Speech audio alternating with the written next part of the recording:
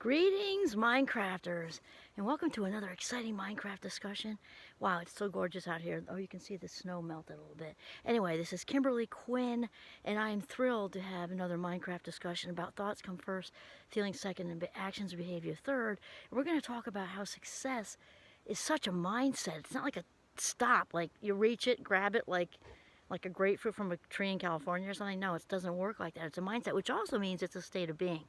And it's my personal belief that we are hardwired, each and every one of us as snowflakes, that we have our own unique stamp to put on this world and life as we know it. And so for me, it's also, there's lots of boxes to check for success. We could say money and square footage and partner and kids and car and business card and, whatever. I don't think it's any of that. It's about living in our skin and feeling like we are on top of this world with the world by the ass because we're passion driven. Okay, so also, we have it a little bit backwards in the U.S., and I do love my country, that the formula for success, once I am successful, then I'll be happy. When it's the exact opposite, it's once I am happy, truly happy, only then I can be successful.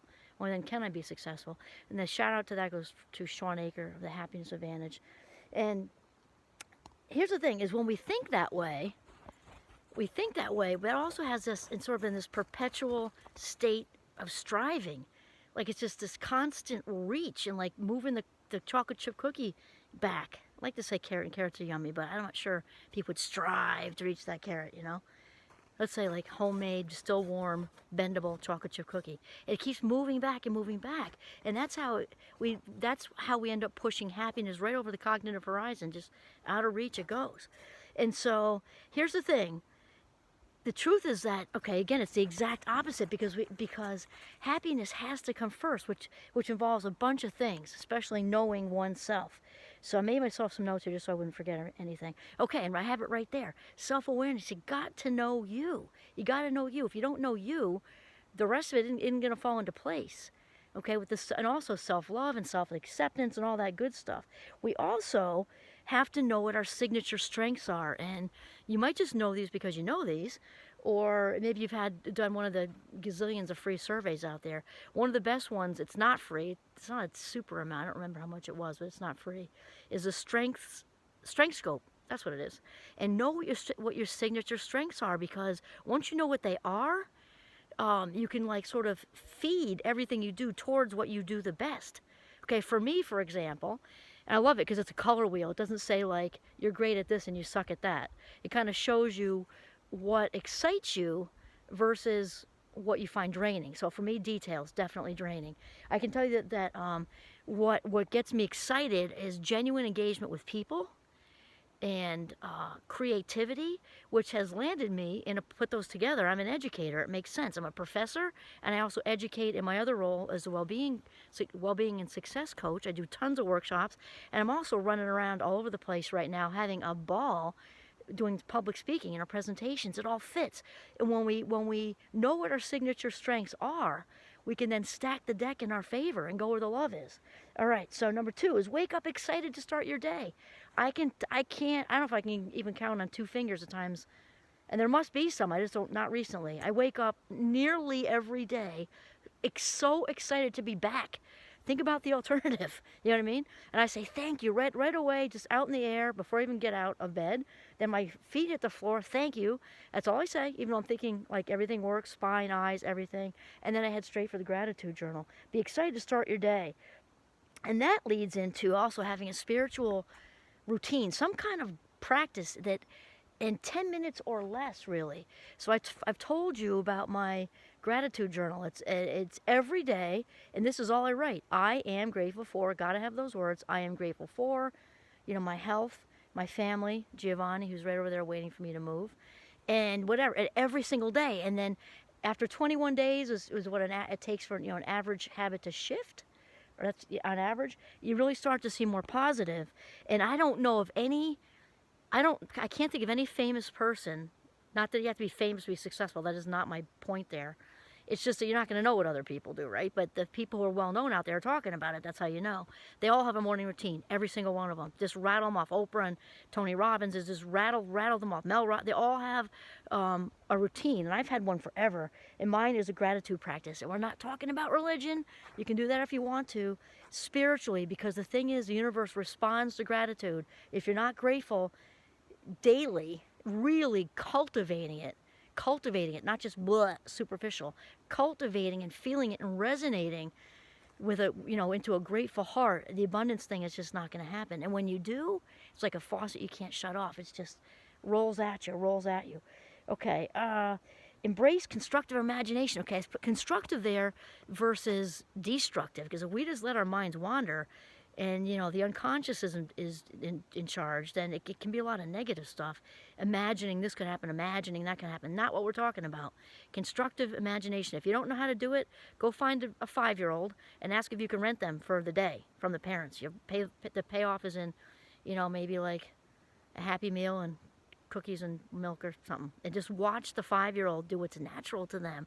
Naturally, of course, those of us in the Fast Mind Club, which is nice because it's hard in some ways, we have this very natural gift of being creative, which is so fun, I can't tell you. And it's even better when people embrace it.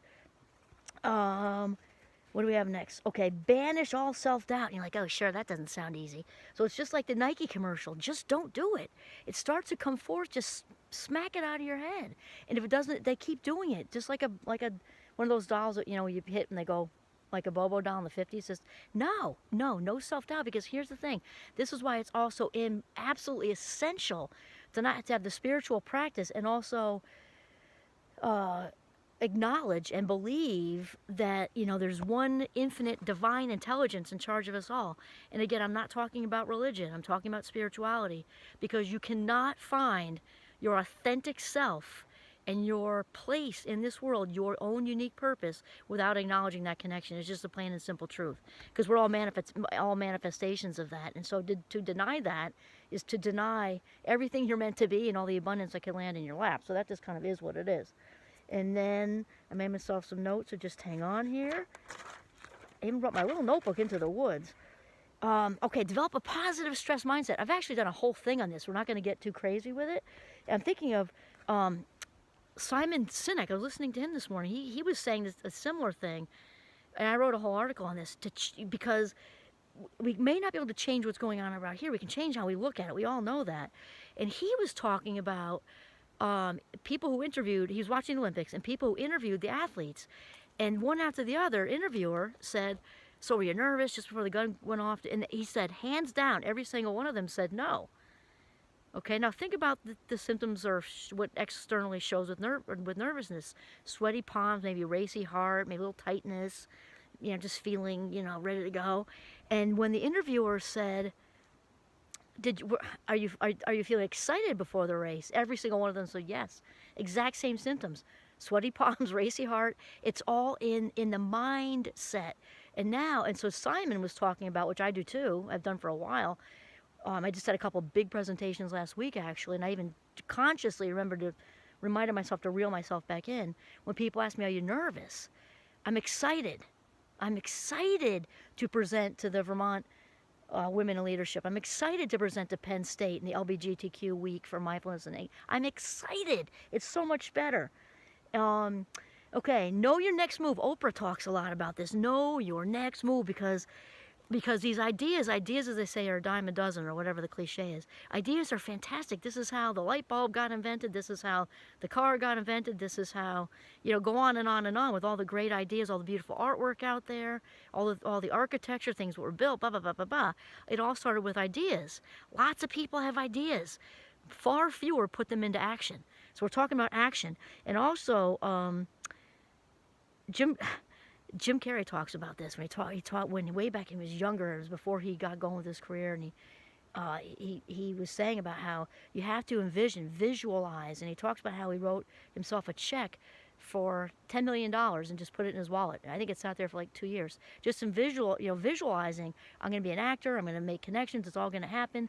He went up and set up on the hill up there and did this thing, and then 2 years later he got the call for Dumb and Dumber.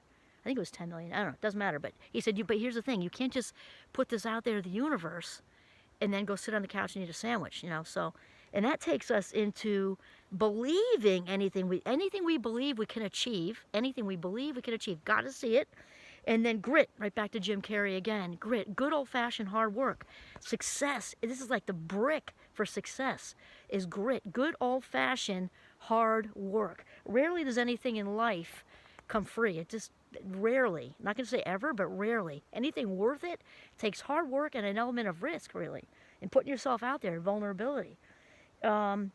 Next, surround yourself with positivity and greatness. People who are extremely positive and who are doing great things out there. The charisma, it's like dominoes, it's momentum. Charismatic people have it going on, and they figured out something that maybe the rest of us haven't just yet. Hang with those people, and if you can relate to them enough, you're getting close to the vibe, because you wouldn't even smell them, you wouldn't even like sniff them out if you weren't like in the proximity of that. So I know for me it's not even the best example, but when I ski with people who are better than me, I'm a decent skier. When I ski with people who are better than me, oh my God, like I'm better, and at least in that day, because you can just, they know different moves, they just do. And when you hang with people who are upbeat, positive, trying to better themselves, can often be found in places of, you know, enhancing physical fitness, and you know, they're educating themselves and all that. Hang out with them. Remember, charismatics have momentum. And last, all things are possible with the universe or God. For me, it's God. We say universe, creator of all things, source with a capital S, whatever. All things are possible. I also want to give a shout out to Bob Proctor. I didn't quote him directly or anything, but like he was involved in my thinking, I think. And with Wayne Dyer also says, you know, with God or source or universe, all things are possible. And then he says, flip that around. That means nothing is impossible. That means no thing is impossible. Excellent. Success is a mindset. It's about self-expression with what we were put on this earth to do, and feeling freaking amazing in our skin. Being ourselves unapologetically, with boundaries, in control, in the driver's seat, with our authentic self right there, paving the way, okay? The authentic self is in the driver's seat. This is Kimberly Quinn signing off from Northern Vermont. Have a mindful day.